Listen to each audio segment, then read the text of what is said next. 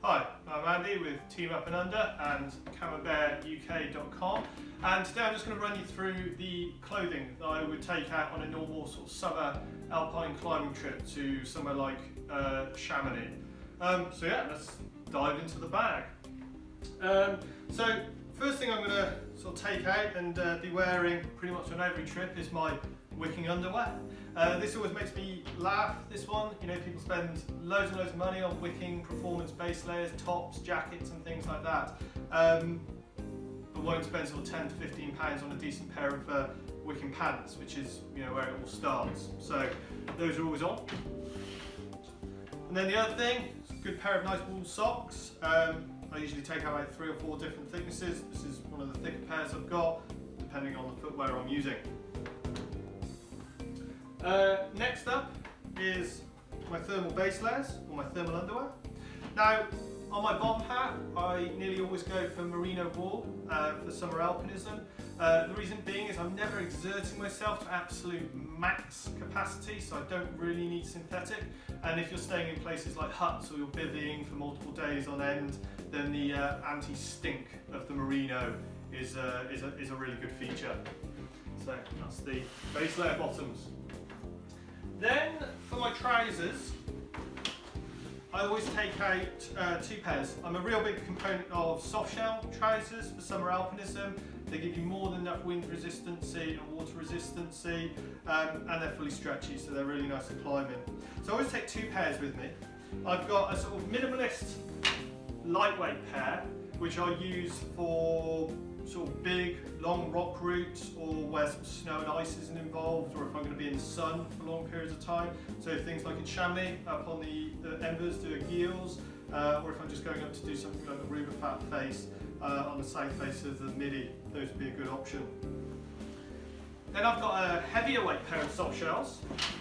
These have an elasticated leg with a built-in gaiter, a bit more heavyweight, more water resistant, more windproof, and I'd wear these if I was doing sort of a big multi-day North Face route, something like the Prendo Spur in Chamonix, or you know, something that's going to involve multiple days at high altitude. The Goutier route up Mont Blanc is a great example. So those are the 2 trousers that I would wear. Then we're on to base layer tops. Now again, I have 2 options here. I've got a super lightweight synthetic base layer, which is long sleeve, and I'll choose this one if I'm going again to do a big rock route where I'm potentially going to be just climbing in this. And the thing is, with this particular synthetic one, it's got 50 UPF, so you know, if I'm going to be in intense sun, I really want to protect myself, and again, that's why I go for the long sleeves to give you that sun protection. I also do take with me a mid-weight merino base layer. This one I'd use on sort of longer multi-day routes. Again, I've chosen merino wool if I'm in a hut or if I'm bivvying. That anti-stink is really useful. And with this one, I'm anticipating that I'm going to have a mid-layer over the top, so the UPF or the sun protection isn't so critical. Then we move into our mid-layers. So I think on pretty much every alpine route I've done for the last sort of 5 or 6 years, I've always had with me a Patagonia R1 hoodie. Super durable, super wicking. The thing I really like about this is a really long front zip, so you can dump heat, and it also comes with a sort of almost balaclava style hood, so then I can actually forego carrying a hat or balaclava with me, and that, you know, I can use this on its own, or it integrates into the layering system later on. Next piece, I don't take this on every route, but again, if I was doing sort of a big North Face route, or I'm going to be out for multiple days, or you know, going up to the summit of Mont Blanc and need that extra warmth, I've got a Patagonia Nano Air light hoodie. Again, really nice hood, long zip. This is known as something called 2nd generation synthetic or active insulation.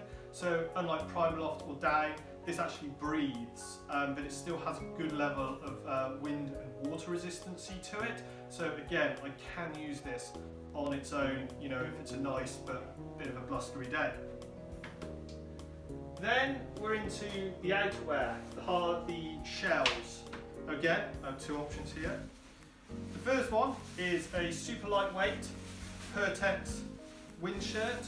So again, if I was just going to do like a big rock route, you know, just a day hit somewhere and the weather forecast is looking really good, I would probably just take this, because ideally I don't want to use it.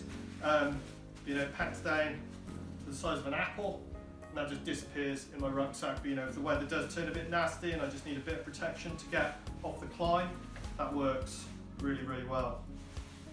If I was to go and do something a little bit more hardcore, again, be out for a few more days, you know, maybe a bit North Face, a bit colder, really needs a lot more protection, then I've got the Patagonia M10 Anorak. Now this is a really, really simple product.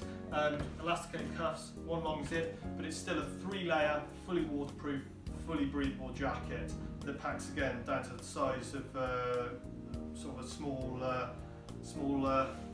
mango or something like that. So really, really good piece for the package. And it looks like a mango as well. Then, so the last couple of things, insulation. So again, if I'm just doing a day hit, or you know, I'm going to be staying in a hut, then I'll probably just take a sort of 60-gram Primaloft jacket with a hood. Again, just keeps the chill off if you just happen to get caught. I have ended up having to bivvy in this a few times, where I haven't, you know, I've tried going a bit too light, you know, and it's kept me warm and it's kept me safe, and it's just a really nice piece to have in the pack, especially for the weight that you're carrying. And then finally, on the sort of like clothing side of this thing, we've got the Monster down jacket. Now, this thing I tend to only carry if I'm intending to actually bivvy on the route, and it actually does integrate with my sleeping bag. I've only got a half sleeping bag, so this actually makes up the top half of the sleeping bag for me. Just a few key features, you know, double zip, so I can use it as a belay jacket as well, nice big fat hood. So yeah, like big North Face routes, that's what I'll have. And then just a few other sort of little accessory bits, sort of gloves and things like that. So always carry 2 buffs with me. Can use these balaclavas, they keep the sun off the back of the neck, can pull up over the face and keep your face warm. I always carry 2 because I can dry one out as I'm using the other, and I use one to seal the neck and use one over my face. So just having 2 is useful. As I mentioned earlier, I don't carry a hat with me. I sort of rely on the fact that all my mid-layer pieces have a balaclava style hood. But I do carry a sort of wicking headband with me. You know, if I'm working hard and I'm sweating a lot, but you know, there's a bit of a breeze, just keeps the wind off my ears. I also do carry with me a little visor. Again, if I'm sort of doing, you know, long glacier crossings and things like that, you know, a lot of sun about, it's just good to keep the sun off the face. Then finally, gloves. So usually have 3 gloves with me. When I go to the Alps, I've got sort of a leather workwear glove. And I use these quite a lot actually. These are super cheap, you buy them from like garden centres and things like that. You know, if you're climbing rough granite, you don't want to be shredding up your sort of 60 to 100 pound gloves or doing lots of rope work. So, you know, if I'm just moving together over easy terrain, that tends to be what I'll use. Then I've got a sort of fully waterproof, full featured climbing glove. These are really dexterous. They're actually quite warm actually for the size and weight of them, and this is what I use if I'm doing sort of, you know, proper mixed climbing where, or ice climbing where water's involved and things like that. Then finally, last pair of gloves I've got, just some really light sort of Primaloft mittens. I use these when I'm belaying or as an emergency piece. You know, if you lose the use of your hands, you're pretty screwed. So yeah, those just, again, pack away to nothing and just really useful to keep in the bottom of the bag. So hope that was useful. Please comment in the section below. Thanks very much.